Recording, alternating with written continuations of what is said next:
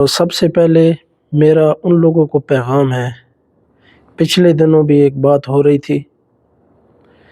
جو میں ویڈیوز وغیرہ بناتا ہوں تو ان میں زیادہ تر یوز کرتا ہوں بابا جی۔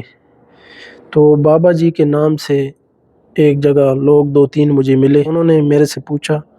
کہ یہ جو آپ اپنی ویڈیوز میں بابا جی کا نام لیتے ہیں تو یہ بابا جی کون ہیں جو آپ ان کا نام لیتے ہیں؟ نام آپ نہیں لیتے، صرف بابا جی بولتے ہیں۔ تو میں انہیں بتانے ہی لگا تھا تو ایک پی ٹی آئی والا بھائی ہمارے ساتھ ہی کام کرتا ہے، وہ کھڑا تھا، اس نے بولا کہ وہی یار یہ بابے کی بات کرتا ہے جو گالیاں دیتا ہے۔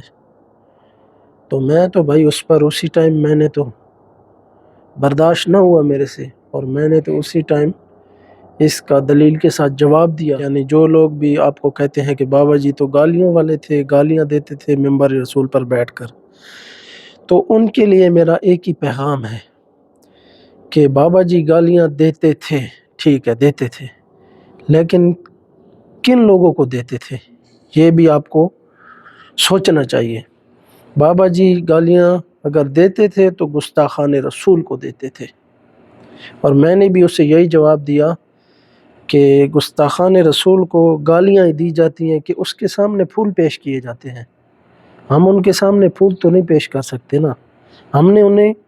برا بھلا ہی کہنا ہے، کیونکہ وہ ہمارے آقا و مولا صلی اللہ علیہ وآلہ وسلم کی